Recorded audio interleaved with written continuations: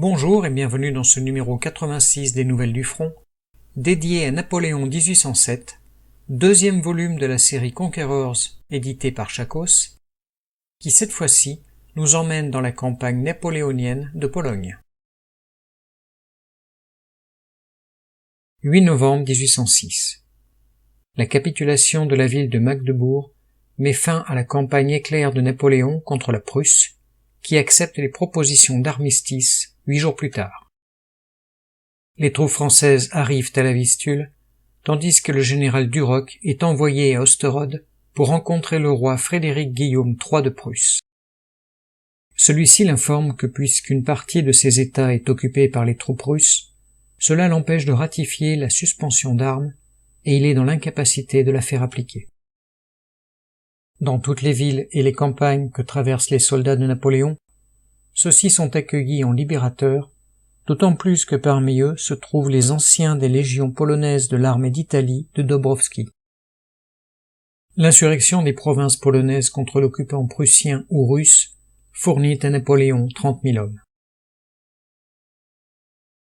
Devant Varsovie, les Russes se dérobent et refusent de livrer bataille contre Murat qui les poursuit jusqu'à la rivière Boug, détruisant les ponts derrière eux.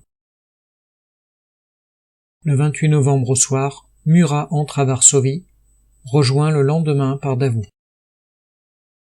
Le 6 décembre, plus au nord, Ney passe la Vistule et entre à Thorn. L'armée du prince Jérôme est devant Glogov, capitale de la Basse-Silésie, qui est entourée de solides fortifications. Il fait construire des batteries autour de la place et laisse le général Vandamme continuer le siège pour se porter sur Breslau à la rencontre des Russes. Celle-ci se rend le 29 décembre, dès le début du bombardement. De son côté, Napoléon arrive le 18 décembre à Varsovie, moment auquel Davout passe enfin le Boug.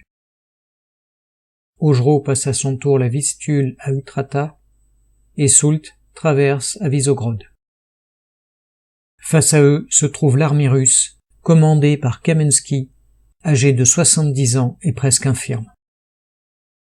Obligé d'hiverner en Pologne, Napoléon passe ainsi tout le mois de janvier à Varsovie, où il rencontre la comtesse Walewska. L'armée française a également bien besoin de repos, ses pertes lui interdisant de poursuivre l'armée russe. Elle se replie alors sur la Vistule, pour se reformer et recevoir des renforts de France. Le 26 décembre, à la bataille de Golimine, l'armée russe de Galitzine échappe à Murat, tandis que le même jour, à la bataille de Pulstuk, celle de Benningsen échappe à Lannes. Les deux armées russes se retirent à Ostroïeka. La grande armée se dirige alors vers le nord pour prendre la nouvelle capitale du roi de Prusse, Königsberg. Victor se met en marche le 8 janvier 1807 pour faire le siège de Kolberg et de Danzig. Les Russes se dérobent à plusieurs reprises pour enfin livrer, les 7 et 8 février, la sanglante bataille d'Eylau, où ils sont vaincus et abandonnent le champ de bataille.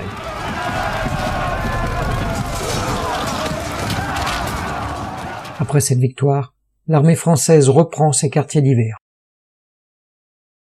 Au printemps, les Russes prennent l'initiative avec une offensive devant surprendre les Français et faire lever le siège de Danzig, mais le 19 mai, la ville se rend après 2 mois de siège au général Lefebvre, fait duc de Danzig en récompense de sa victoire. Le 10 juin, à la bataille d'Ellsberg, au prix de lourdes pertes, une charge impressionnante de la cavalerie de Murat contraint l'armée de Bennigsen à se replier. Les Français la poursuivent et le 14 juin remportent une victoire décisive à la bataille de Friedland. Vaincu, Alexandre Ier souhaite gagner du temps dans la guerre contre les Français. De son côté, Napoléon, au sommet de sa gloire, espère en finir avec la résistance du Royaume-Uni en associant la Russie au blocus continental destiné à ruiner l'économie britannique. Le 25 juin 1807, les deux souverains se rencontrent pour la première fois et 2 jours plus tard, l'empereur et le tsar reçoivent le roi de Prusse. Le traité de Tilsit est signé le 7 et 9 juillet 1807. Napoléon est de retour à Paris le 27 juillet. C'est la fin de la 4e coalition.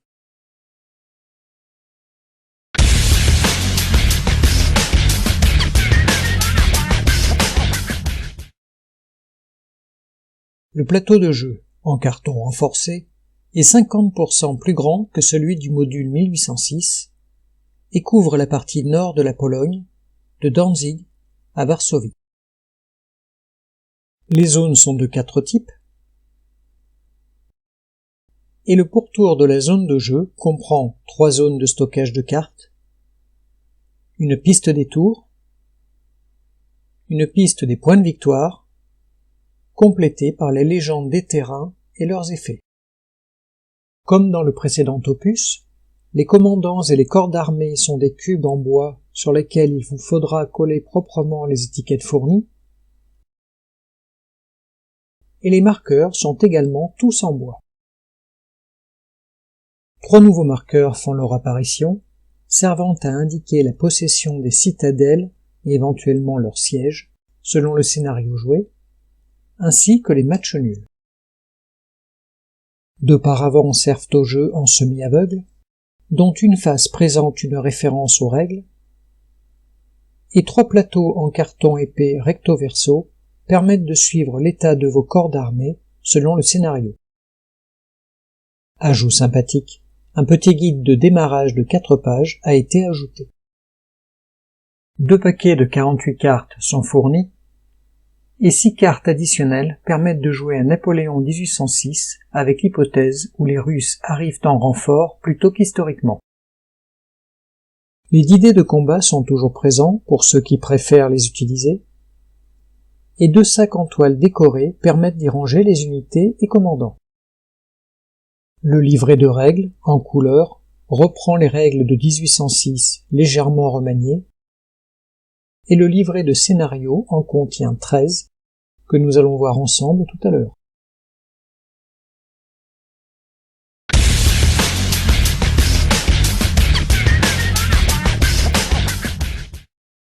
Ce deuxième volume de la série Conquerors conserve les mêmes mécanismes et règles que son prédécesseur, présentés dans le numéro 65 des Nouvelles du Front. Cependant, 3 nouveautés font leur apparition. L'ajout de citadelle, qui octroie une carte de combat supplémentaire au camp de sa couleur qui se bat dans la zone. Des marqueurs de siège, placés en début de partie, indiquent des forteresses qui sont en cours de siège.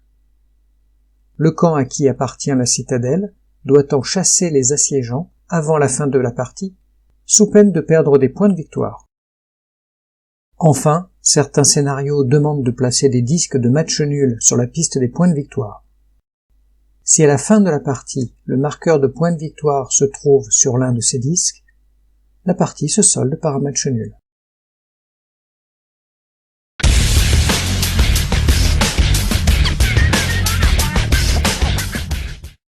La grande nouveauté de Napoléon 1807 réside dans les 13 scénarios proposés, contre seulement 2 dans le précédent opus.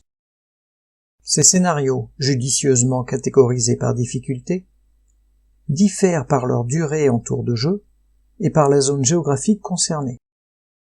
Les 8 premiers sont des scénarios de campagne nécessitant de 1h à 2h30 de jeu. Une partie d'entre eux est proposée en 2 versions, placement historique et placement libre dans des zones délimitées. 3 scénarios de 3 à 4 tours de jeu seulement se concentrent sur des batailles particulières et sont jouables en moins d'1 heure. L'offensive limitée de Kamensky, Eylau et Friedland. Le 11e scénario retrace la grande campagne de Pologne de décembre 1806 à juin 1807. L'idée ici est d'enchaîner les campagnes de Pulstuck, Eylau et Friedland, et de modifier le setup de chaque campagne selon le résultat de la campagne précédente. Le 12e scénario permet de rejouer le module Napoléon 1806 avec l'hypothèse que les forces russes sont arrivées bien plus tôt en renfort. Enfin, le dernier scénario, hypothétique également, permet d'enchaîner les 2 boîtes de la gamme. Là encore, le setup de la campagne de Pologne est légèrement modifié en fonction du résultat de celle de Prusse.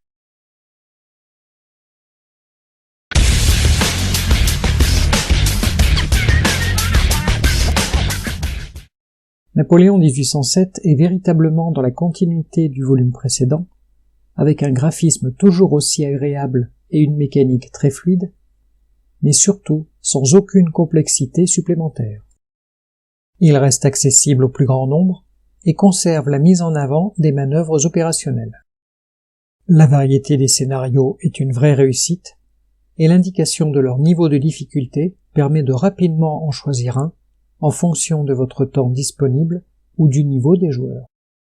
De même, saluons l'excellente idée de lier les 2 modules et de proposer une variante au premier pour ceux qui estiment en avoir fait le tour.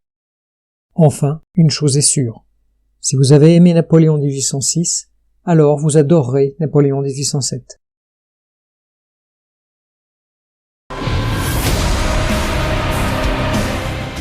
Nous arrivons à la fin de notre émission, qui, je l'espère, vous a donné envie de découvrir ce jeu, et vous donnons rendez-vous pour le prochain numéro. D'ici là, bon jeu!